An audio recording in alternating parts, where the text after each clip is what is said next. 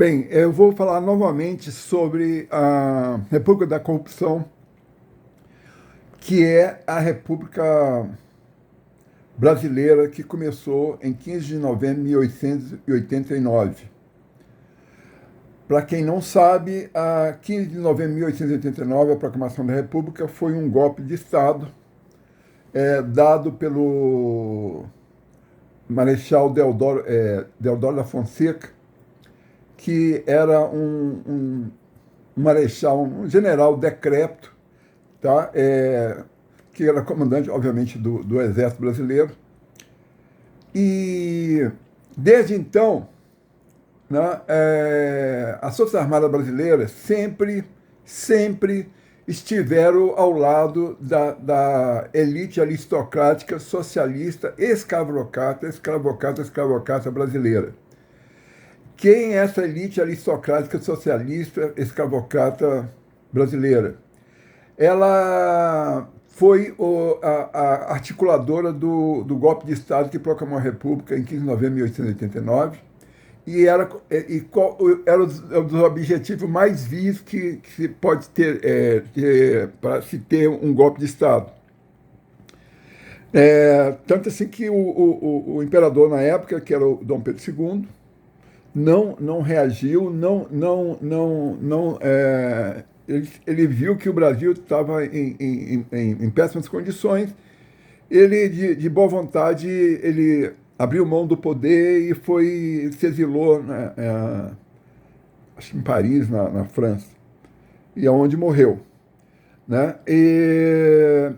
Mas tudo isso aí começou com a abolição da escravatura, né, a Lei Áurea de 3 de maio de 1888, proclamada, decretada pela Princesa Isabel, que aboliu a escravatura no Brasil.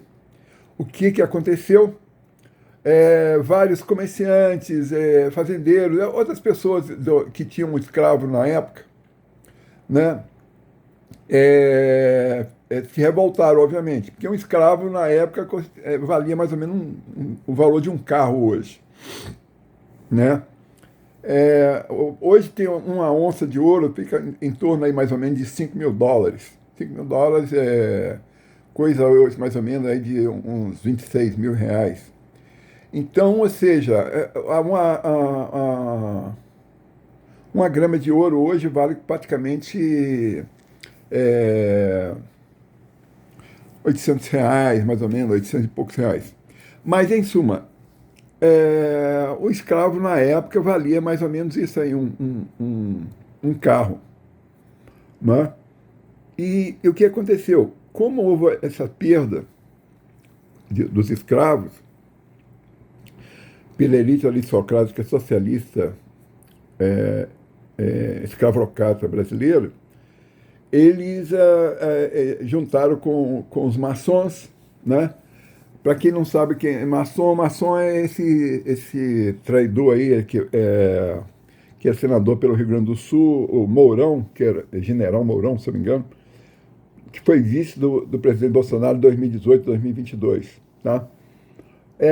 Essa turma aí de maçom vem desde a época lá do Império, né? E juntaram com os comerciantes, os fazendeiros, donos de escravos, e obviamente juntaram aí com a elite das Forças Armadas, né? do Exército principalmente, e aí proclamaram a República. O problema, até aí, para você ter ideia, na época o PIB brasileiro era igual ou até um pouco maior do que o PIB americano, né? E a Marinha brasileira era bem maior que a Marinha dos Estados Unidos. O que aconteceu? Hoje, o PIB brasileiro é coisa mais ou menos de 2 trilhões de dólares. 2 trilhões de dólares, um pouco menos.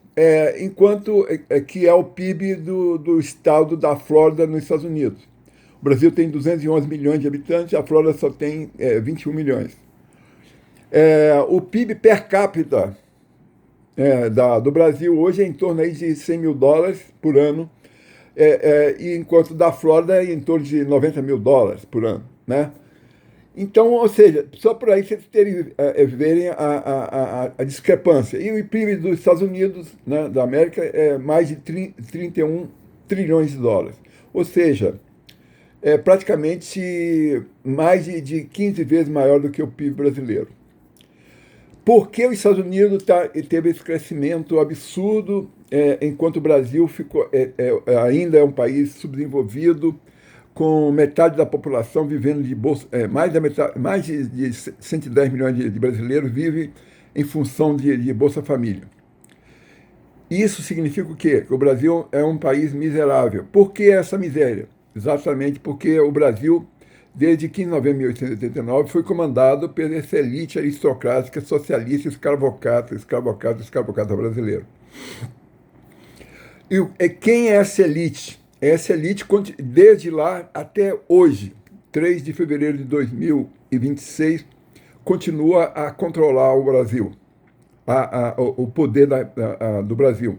Em todos os poderes, principalmente o poder judiciário, o poder legislativo, né? E obviamente, o poder executivo.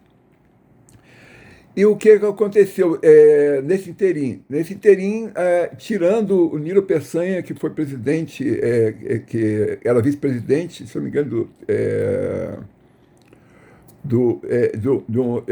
que era paulista, que morreu, né? Ele substituiu, se não me engano, em 1909, o então presidente da República, e ele fez um ótimo governo. Ele era da raça negra, ele era do estado do Rio de Janeiro, era fluminense. E ele foi um ótimo presidente, colocou escolas técnicas no Brasil, etc. Outro presidente que foi razoável foi o Epitácio Pessoa, se não me engano, 2018, 2022. E aí depois teve o Juscelino Kubitschek, né, que fez um governo, apesar de não ser de direita, ser de centro. Ele fez um governo razoável, né, de 1955 a 15 de março de 1961. E, obviamente, o outro que foi ótimo foi o presidente Jair Messias Bolsonaro, foi 2018, 2022. Né, fez um ótimo governo, apesar da fraudemia e toda a oposição que ele teve dos corruptos ministros do STF. O que acontece? Em 1930 houve em novembro de 1930 houve outro golpe de Estado, junto, obviamente, com o apoio do Exército Brasileiro, né? E assumiu, foi ditador brasileiro durante 15 anos, o fascista Getúlio Vargas, em 1930 a 1945. Depois ele foi eleito presidente em 1950, ficou até 1954, quando em agosto de 1954 ele se suicidou. Mas só que ele deixou uma coisa horrível no Brasil, que é a tal de CLT, Consolidação das Leis Trabalhistas, que causa desemprego, né? E outras barbaridades. Ele deixou, por exemplo, a Petrobras, né, apesar de ser uma ótima empresa, foi criada durante o segundo governo dele, em 5 de outubro de 1953. A Petrobras fez um milagre no Brasil, mas como era um estatal, né, economia mista, etc., ela não pôde explorar o petróleo como deveria ter sido explorado no Brasil, né, ou em outros lugares no mundo, né. E olha que a Petrobras, como uma empresa de capital misto, se superou em várias coisas, né? Hoje a produção diária da Petrobras já está chegando perto dos 3 milhões de barris dia. É uma coisa assim maravilhosa para uma empresa de capital misto e estatal. Principalmente a produção dela maior é no pré-sal. Mas, em suma, hoje o Brasil continua devido a essa elite aristocrática socialista, escravocrata brasileira, que é a esquerda. Aí depois, o Getúlio Vargas, obviamente, era um fascista à esquerda, né? para quem não sabe o que é fascismo, é tudo para o Estado, tudo pelo Estado e tudo no Estado. Né? Ou seja, Estado grande, ou seja, Estado sempre é o problema e nunca a solução. E quem tinha fascismo era o Benito Mussolini. Então, toda a esquerda acusa as pessoas que não são de esquerda de fascista. E eles são fascistas, que são a favor de Estado grande. Todo mundo que é a favor de um Estado grande, estatismo, como os militares, são esquerdistas, como os militares do golpe da ditadura do militar de 1966, principalmente, a 1985. E depois continuou, principalmente o Ernesto Geisel, extremamente esquerdista. Né? E tudo isso, e aí depois continuou, a época da corrupção continuou com os corruptos José Sarney da organização criminosa MDB-15, depois veio o Fernando Collor de Mello, e depois veio Itamar Franco também da organização criminosa MDB-15, que atualmente continua no controle do Brasil, né? Que tem a ministra corrupta, aí, a Simone Tebet, que é candidata a senadora do Mato Grosso do Sul. Espero que o Mato Grosso do Sul não a eleja senadora. Como também tem lá a candidata ao Senado, a Soraya Tronic, da organização criminosa Podemos de 19. Espero que também não eleja. Tem Nelsinho Trade também, se não me engano, que é do PSD 55. Ou seja, PSD 55, todos os partidos políticos brasileiros são organizações criminosas. Com a exceção, obviamente, do Novo 30, Novo 30, que não utiliza fundo partidário e é um partido naníquo no Brasil atualmente. Né? E tem o PL 22, que é do nosso querido presidente Messias Bolsonaro, mas o PL 22 é controlado pelo Valdemar da Costa Neto, que é um corrupto quanto mais, né? O presidente só que o presidente de honra é o nosso querido presidente Jair Messias Bolsonaro. Mas o PL 22 recebe fundo eleitoral. Por isso que dentro do PL 22 é um bolo de deputados corruptos, principalmente do Maranhão, eles, deputados federais e estaduais. Tem um conhecido deputado federal do PL 22 do Sergipe, o pai e o irmão são prefeitos de Sergipe. Em suma, todos os partidos brasileiros são organizações criminosas, né, principalmente a PT-13, do Lula Ladrão, do Zé Disseu, dos corpos deputados federais, Gleice Hoffmann, do Paraná, e Lindbergh Farias do Rio de Janeiro, os corruptos senadores Jacques Wagner da Bahia, o Conta-Rato do Espírito Santo, o Rodolfo Rodrigues do Amapá, Humberto Costa e a Tereza Leitão de Pernambuco, né? Ou seja, toda a organização criminosa narcoterrorista PT-13, os parlamentares, todos e os prefeitos, obviamente, são todos corruptos. Obviamente tem ainda os outros corruptos do PSB 40, o PSDB 45, o PSD 55, o PSOL 50, né, dos corruptos deputados federais, Guilherme Boulos e Samuel Bonfim de São Paulo, e os corruptos deputados federais, Thalira Petroni, Glauber Braga, Chico Alencar, Tarcísio Mota, do Rio de Janeiro. Tem o SD, Solidariedade 77, do corrupto deputado Paulinho da Força, de São Paulo. O Avante 70, o PDT 12, né, do corrupto senador Cid Gomes, do Ceará. Espero que o Ceará não eleja agora, em 2026. E todos os partidos são organizações criminosas, né? Inclusive, obviamente, o União Brasil 44, do corrupto senador, que é presidente do Senado, Davi Alcolumbre, do Amapá. Aliás, o Amapá só tem senador corrupto. Davi Alcolumbre, Rodolfo Rodrigues e o outro lá que também não sei quem é, mas é corrupto. A mesma coisa do Piauí, né, que tem o Marcelo Castro, da Organização Criminosa MDB-15, tem um lá do PT, e tem do PP-11 também, com outra organização criminosa, que é o Ciro Nogueira, né, que está envolvido aí no negócio do Banco Master também, junto aí com os corruptos ministros do STF, né, que é o, o Xandão do PCC, né, Alexandre de Moraes, com a família dele, a mulher dele, etc. E o Dias Toffoli, que acabou com a Operação Lava Jato, né, que foi advogado da organização criminosa PT-13, né, e ele está envolvido no Banco Master e série de coisas aí. E todos os outros ministros, quase todos os outros ministros do atual vergonhoso do STF são corruptos, né, como Gilmar Mendes,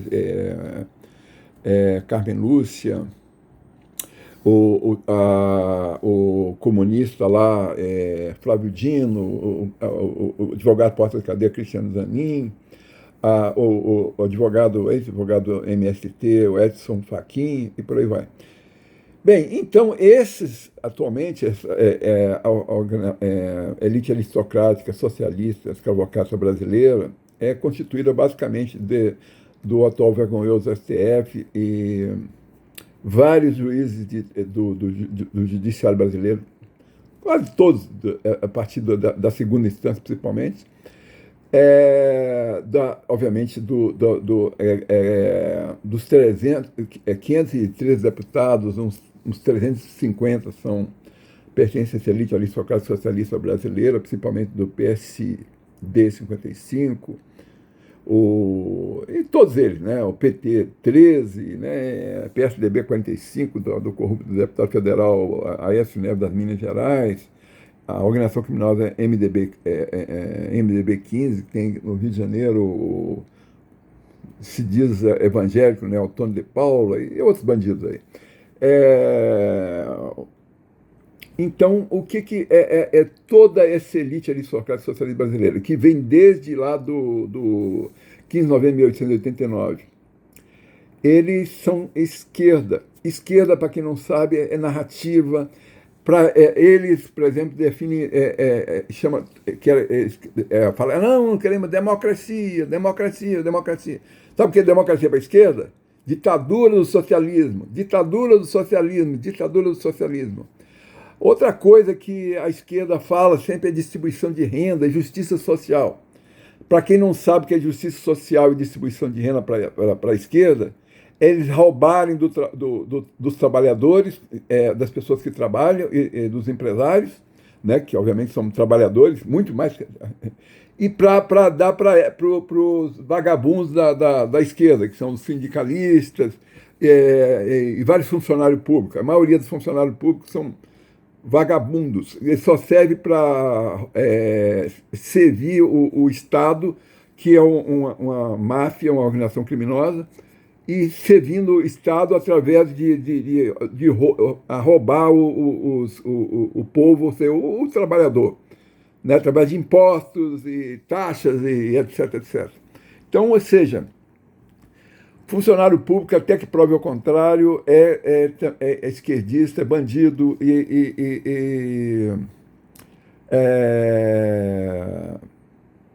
vagabundo, entendeu? Apesar de ter lá carteira assinada, ele recebe 13º, 14º, 15º, tudo a funcionário público.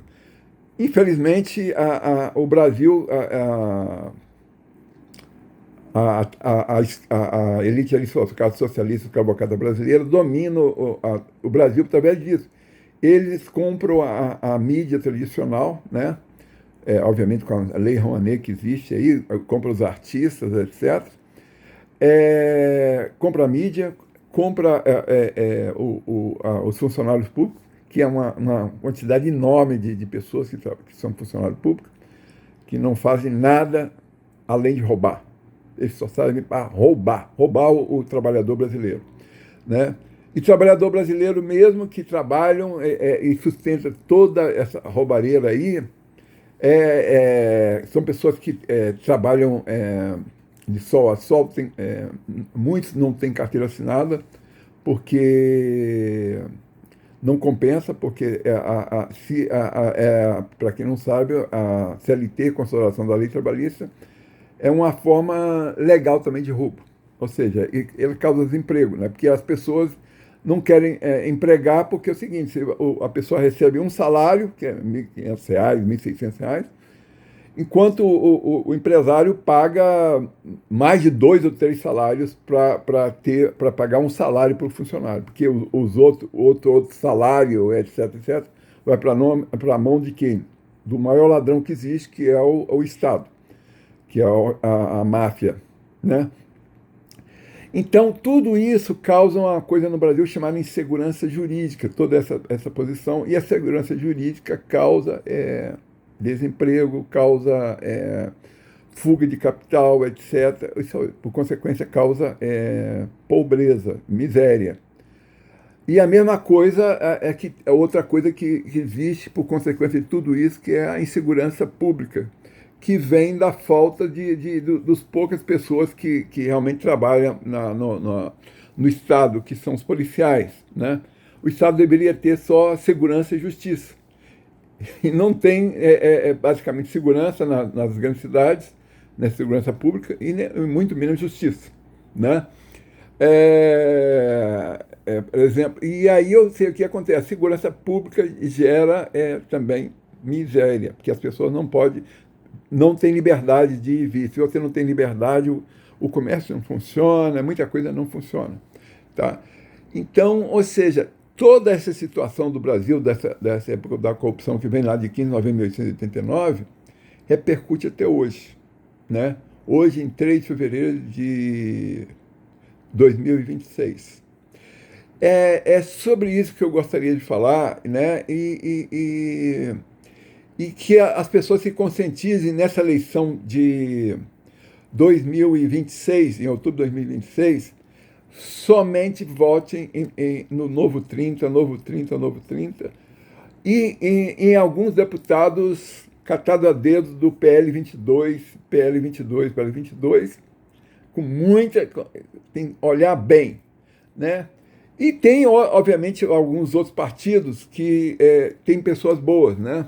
Mas isso aí é catar agulha no palheiro, né?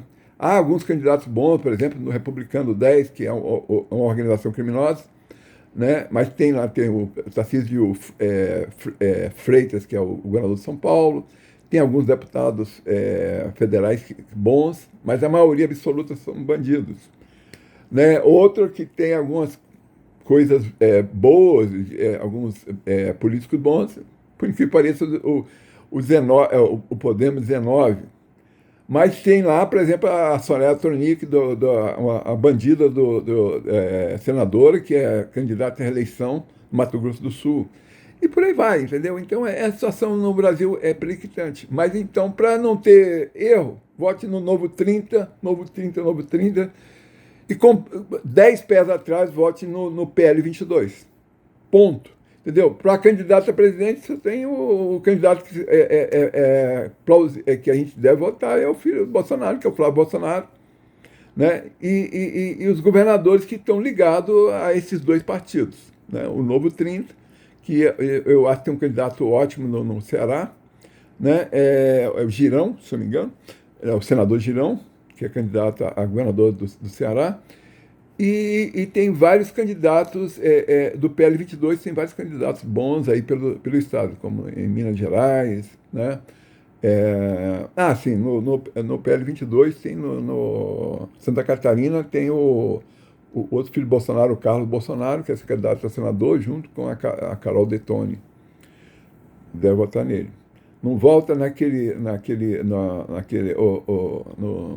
chupacabra lá, que é se não me engano, do PSD 55, Espiridião a mim, não bote nessa porcaria, né? PP11, se não me engano, PP11, essa porcaria aí é do PP11. Apesar de ele ter feito algumas coisas boas, né, nessa última legislatura do Senado.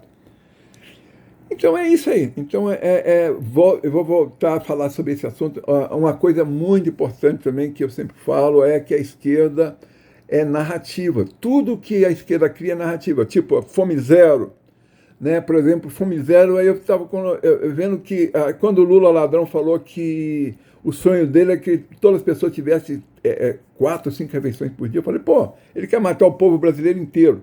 Para quem não sabe, a comida é inflamatória. Tudo que você come inflama seu organismo.